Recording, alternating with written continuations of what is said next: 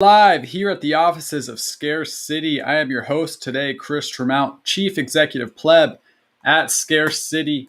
We have another good one for you today, folks. We have the great pleasure of auctioning off CYPHERPUNK Now's Bitcoin White Paper 2020. And this is the first of two artist proofs made of this print, and the second one is staying on his wall. This is the only one available. The auction is now live. We will be welcoming on CYPHERPUNK Now to take us behind the art here momentarily. Before we do that, for any newcomers, I want to give you a quick rundown of how Lightning auctions work. We are accepting bids at this moment. Go to Scarce City, click on the first artwork you see on the homepage. You'll get to this page right here. If you want to place a bid, input how many sats you want to bid. We do the cuck-buck math for you and tell you how much collateral you'll need to put up for that bid. Along with that, you'll input an email address. It can be any email address as long as you have access to it. We use this to verify the winner and issue collateral refunds. Once you're good with that, if it's your first time inputting a bid with this email address, you'll also input a display name. That's what displays in the bid table, which will appear here below. Your email address stays private. If you stick around to the end, I will go through a demo and actually bid on this thing because I really want it. I think it'll look really nicely on the Scarce City headquarters wall right next to our CD standing lamp. I think it'll pair just perfectly. So stick around for that if you want to see how this works in action. One new thing, we have lowered collateral requirements here. So we're only looking for 3% of your bid as collateral for this auction. And for every individual bid, the maximum you'll have to deposit is 800,000 sats. So that means you can bid anything you want, and you will only have to deposit 800,000 sats. This is well within the easy transfer limits of the Lightning Network. So no one should have any trouble getting any Lightning transactions to us to place your bid.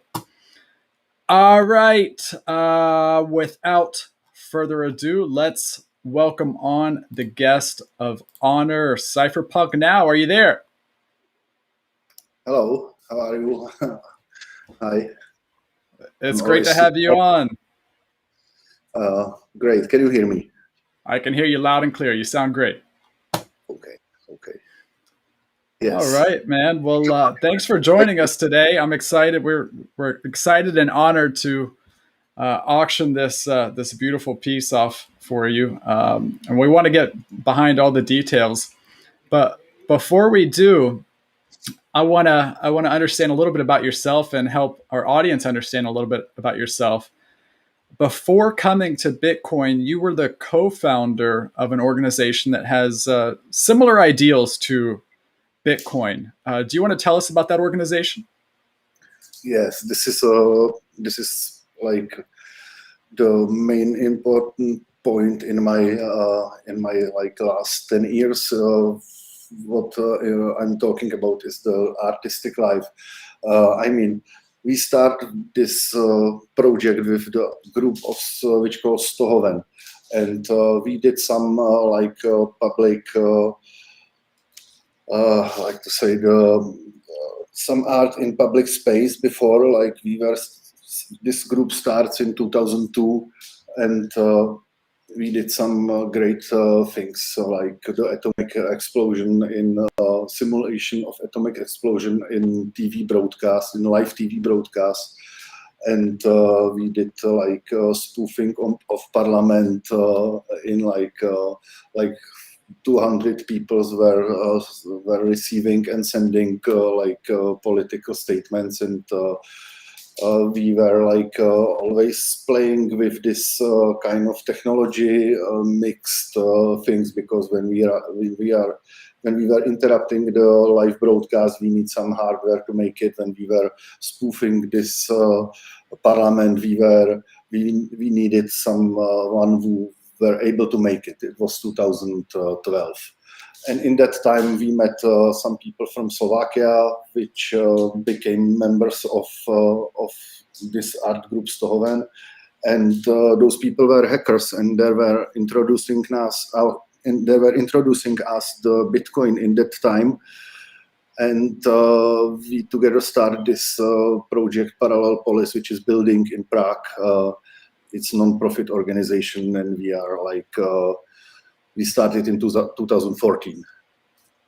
And I don't know, should I continue? Look, I love this story because what you said, you first started with this in 2002. Did I hear that right? Yeah, the artist group Stohoven start together in 2002. Yeah. So you were creating art that promoted what you describe as crypto anarchy back in 2002. So we're talking before even Satoshi, white paper. We wouldn't call it cypherpunk or crypto anarchy in that time. Yeah, right. We were just playing with it somehow without. That was some motivation coming just from us. It was not like needed any like hacking or technology thing. It was like just find a way to go into the life with this project, and in this way we found it. But we first met those people from Slovakia, those hackers, in 2012, and that was like changing. It has changed our point of view on many things, and they were first talking about crypto anarchy and about Bitcoin. And when we started Parallel Polis, there were only Bitcoin on like crypto market, and then later came Litecoin, which was like better for we are running coffee in first floor or in the basement, and so it was better for payments, like the fast payments. But for me, I was like, okay, here is Bitcoin, and that's all. And it's also evolving, but yes. And then I continue. So I did design. I'm doing graphic design last 25 years, and I did always graphic design for Stohoven. And when we start this project, this building, we were there every day. I was surrounded by people who were talking, which I never known before, and it started to inspire me to visualize those things, like from Satoshi Nakamoto legends to Bitcoin White Paper. Yeah. Well, before I comment on that, I do have to call out Chief Monkey for the opening bid here. We're starting out at 200,000 sats, equivalent of 100 USD. But what I love about this story, Cypherpunk, is that like before Bitcoin existed, you were creating and promoting art that aligned with Bitcoin's values today. And why I think that's so important is, especially what we see right now in, like what's labeled as the crypto art scene, is there's a big cash grab, or a shit coin grab, you could even call it. And there's tons of creativity in this space, there's tons of talent, but I feel like what is lacking a lot of times is the authenticity of the artist and the ideals of the artist aligning with this movement. And I love hearing examples of yourself, of artists who have been in this movement before there was money involved, right? Like there's nothing more authentic than that. And I feel like that's what really comes through your work, and what I think will keep your work significant, as history marches on. So anyway, just my comment there. But before we move on to Bitcoin, can you tell us specifically what kind of art were you creating for this organization? What are some examples? Oh, well, I did like the graphical visual identity of this building, from choosing the black for the painting of the house to logo, and then I was starting to make the visuals for Hackers Congress, which we organize every year. And yeah, I did it last 6 years. It's like still ongoing project. So yeah, this is like the complete graphic design of the building. And with this, I started to to print on the screen printing machine, which I get in that time. And I start to print like the visuals. I start first posters in 2017. So after some experience with parallel polis, I was like full of ideas, and I start just printing for myself because, like we say, this was no time for like crypto art or whatever. I even like somehow call this art in that time that it's crypto art before came the connection to blockchain and everything changed. And I didn't even, I had no other idea that there are some other artists until like 2 years ago. So it was all just made from enthusiasm, and that's how it starts. That's amazing, man.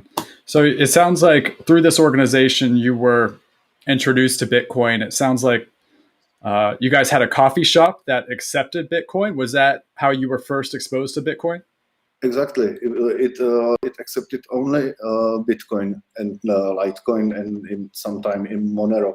But yeah, well, it started on Bitcoin, and you can imagine how difficult it is to bring people like from the street there. So we were building like the community around us, and in one point it was very strong, like with the screen, with the 3D printers in basement and coffee in first floor, and there is the how to say there is the space for like working space in the second floor, like the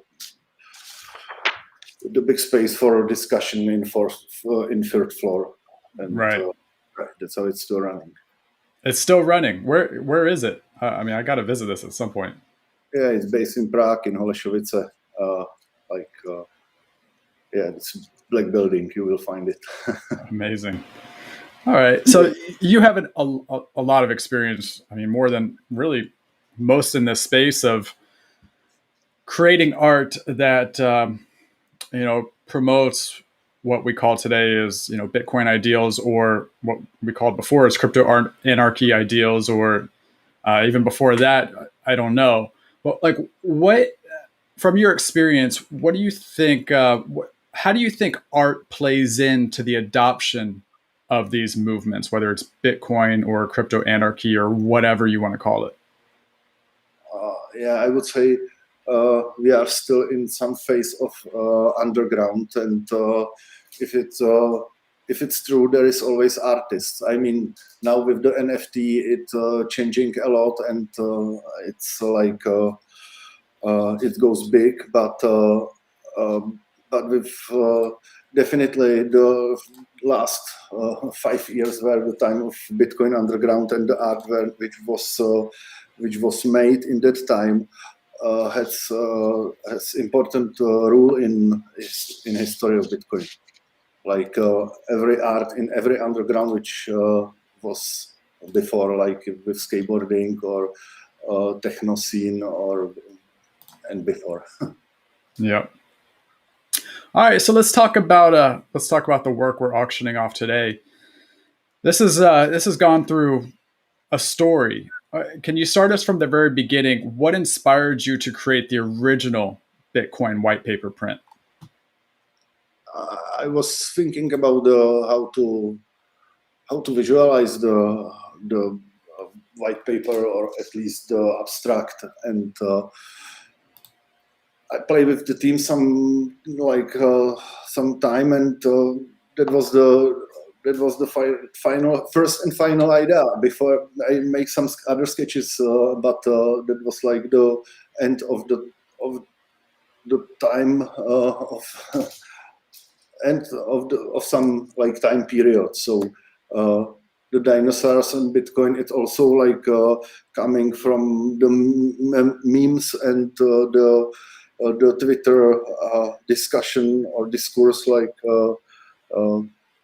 so this was the theme I choose for it, and yeah, I print it, and later I know I will make some like the some new editions of this visualization, and yeah, this is like second edition. First was just black and white with the color of Bitcoin Meteorite, but this one is full color.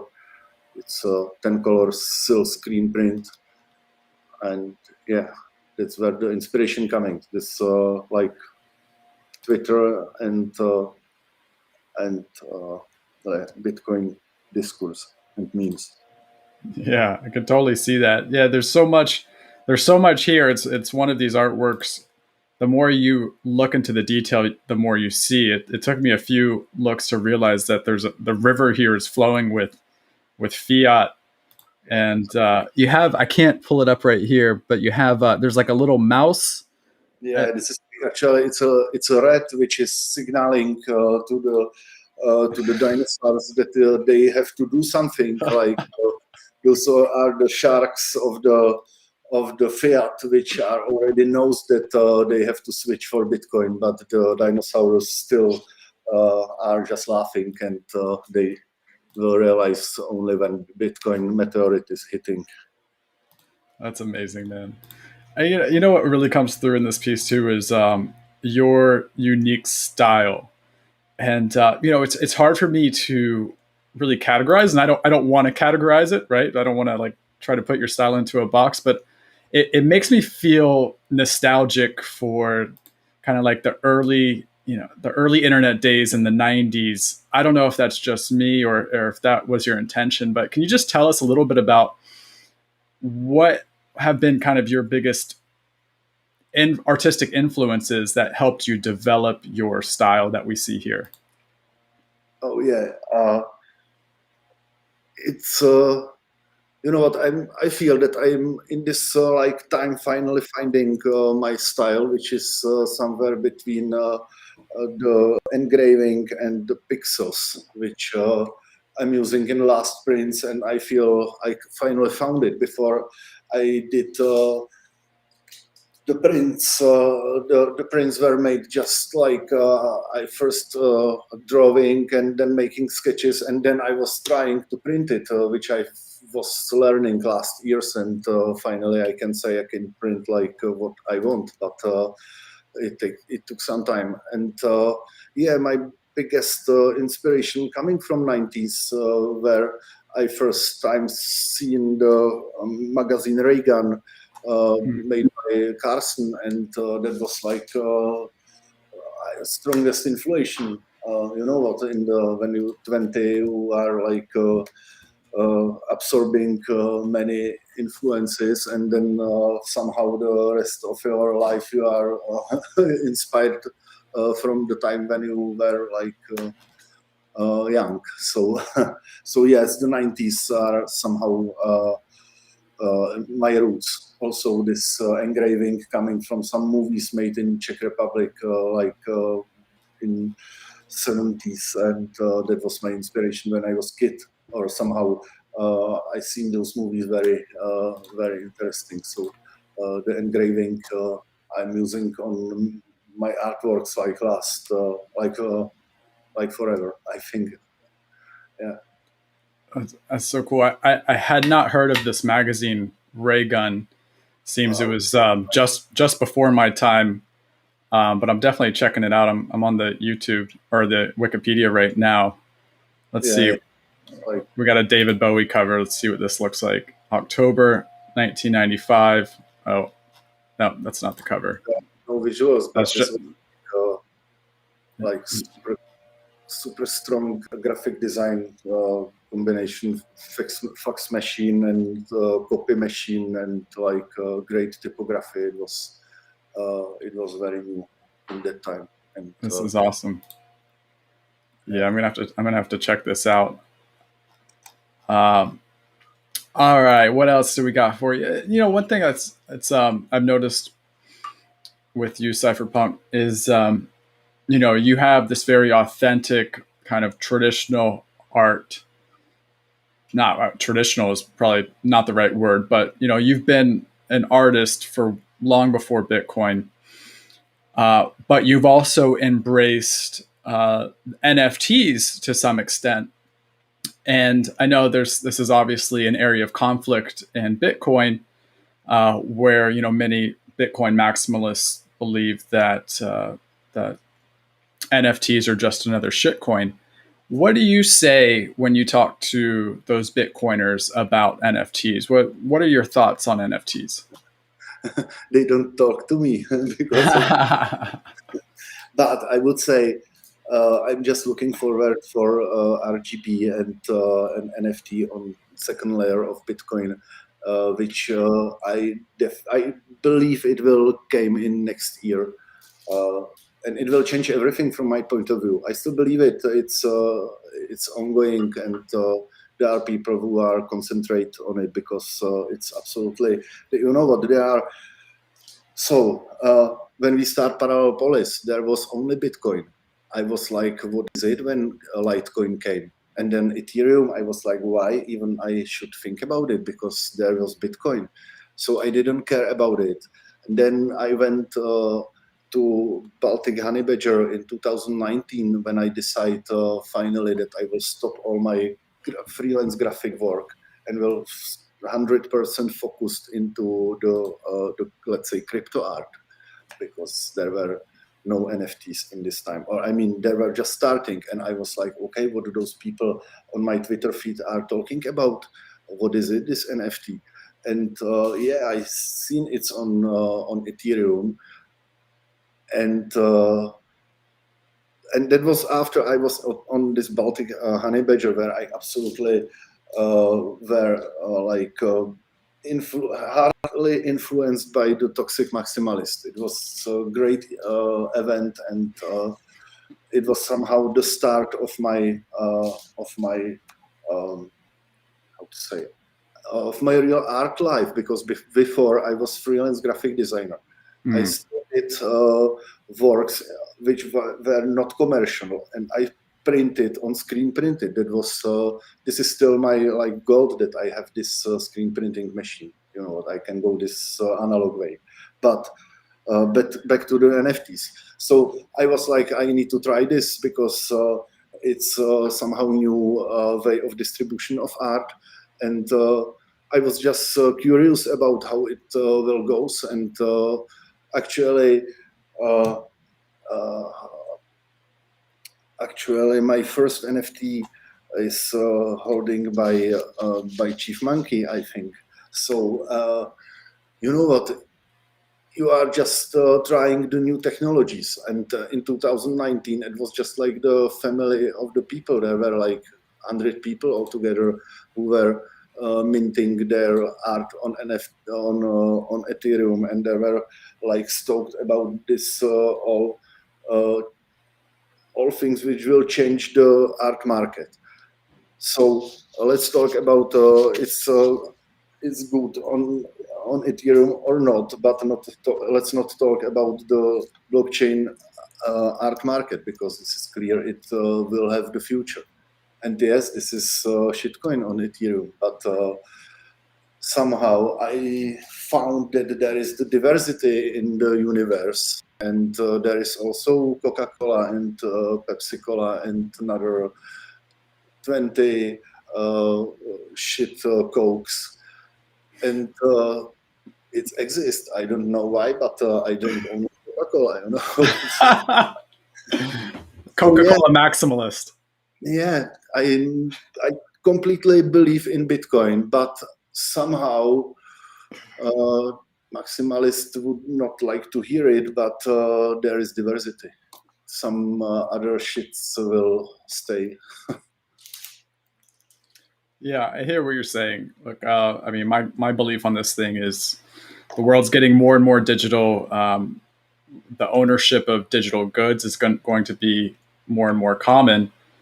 And look, I think digital ownership economy is going to be so big at some point that you're really going to want to own these goods on the strongest network available. And I think it's actually a potential risk in the future if their foundation is not on the strongest network.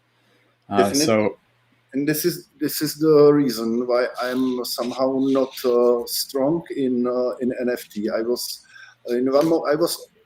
very careful on beginning, and then I was okay. I need to try it. And in one moment, like on beginning, like 1 year ago, I was like, okay, I stop it. I will focus only on printing Bitcoin art. But then 6 months later, I felt I'm missing some very important part of crypto scene. And yes, in that point, I'm a shitcoiner for Bitcoin maximalist. Well, hopefully we have a viable NFT solution on Bitcoin here for you soon, so you can continue to make Bitcoin NFTs that are authentic to Bitcoin. And Yes. certainly at Scarce City, we'll support that in any way possible. Cool. So Cypherpunk, can you share any plans with us on future artwork? I have some plans for printing. I have some sketches and some almost done visuals. I will only print next month because my like the printing studio is at the place where I'm not heating, so there is always like the break for the winter, which took like 5 to 7 months. So I'm looking forward to start printing again, and also I'm finishing this Citadel 21 magazine. I'm working on graphic design for the printed version, and I have last 5 or 4 issues before me because I decide to make only first 10 printed issues. So this is my last project, which is for someone else, and then I'm focusing only for my project and printing, and that's it. Awesome. And where can people go to stay up to date with your latest work and whatever you're focused on? Definitely cypherpunknow.com. There is everything I'm doing, and on my Twitter, cypherpunknow, where I'm like active. Cool. Yeah, I was checking out your website here recently, and not a whole lot of options in the art shop. It seems like most of the works here are sold out. You have a couple that are still available.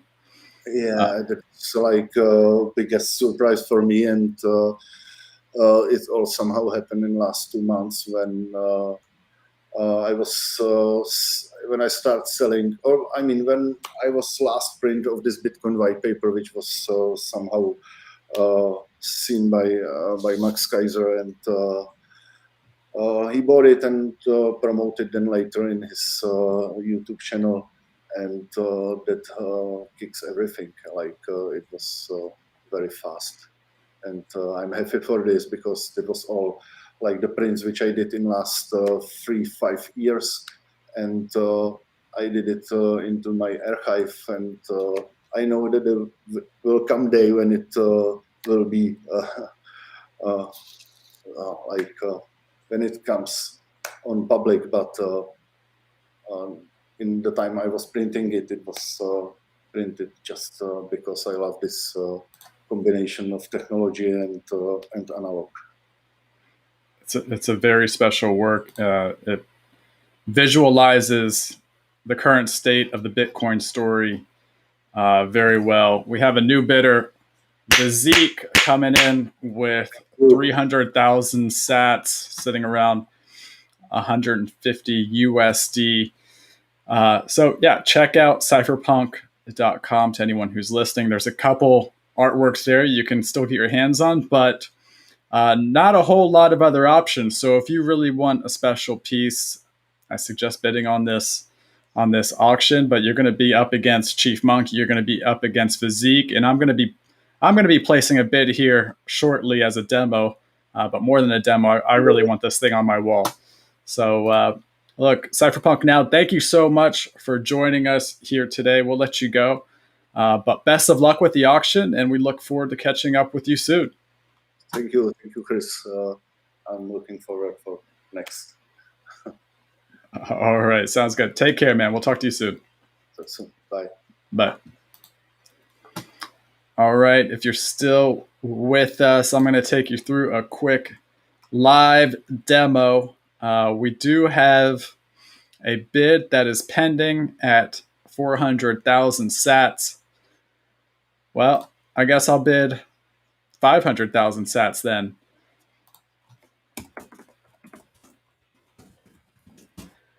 So put in your email address. I've already placed a bid with this email address, so I don't need to input a display name. But if it's your first time inputting, I'll show you what it looks like. If it's your first time inputting an email address, you will input a display name. This is what shows up here in the bid table.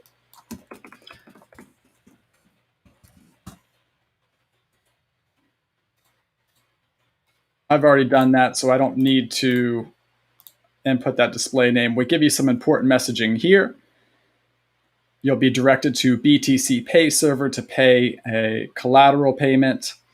At the end of the auction, the top bidder has 24 hours to pay their top bid. If they do not, they lose their collateral, and the next highest bidder has their chance to pay their bid amount. Once the item is paid for, everybody gets this collateral back, so do not worry, you will get these sats back. So let's go on to BTC Pay server.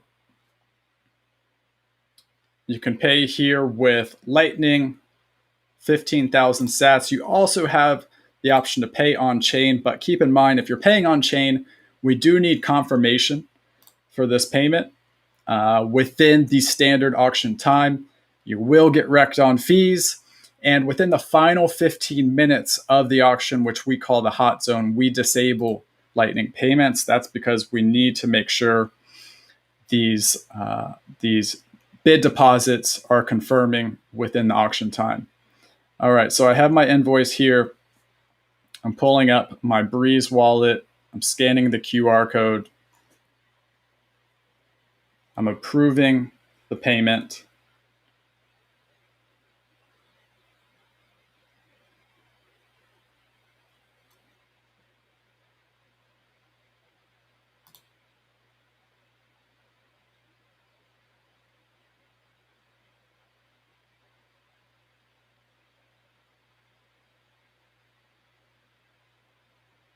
I'm waiting for the payment to go through.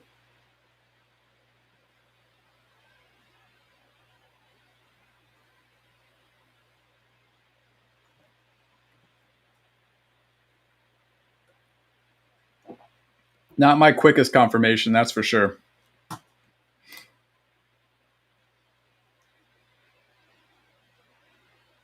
But it's gone through, and now I am directed to the auction site. And you can see I am the top bidder here with 500,000 sats. We'll see how long I stay on top. What else is important here? In the hot zone, as I said, on-chain bid deposits are no longer accepted. Any bid placed within the final 15 minutes of the auction resets the countdown to 15 minutes. This is to prevent any sniping, anyone swooping in at the last minute and placing a bid. And the auction cannot end with a pending bid. So if someone presses the submit bid button, they have a couple of minutes to pay that Lightning invoice. And once that invoice expires, the auction is over. But if they pay that invoice before it expires, the clock gets reset to 15 minutes, even if while that invoice is open, the clock is technically at 0. So something to keep in mind there. And that's it. That's all we have for you.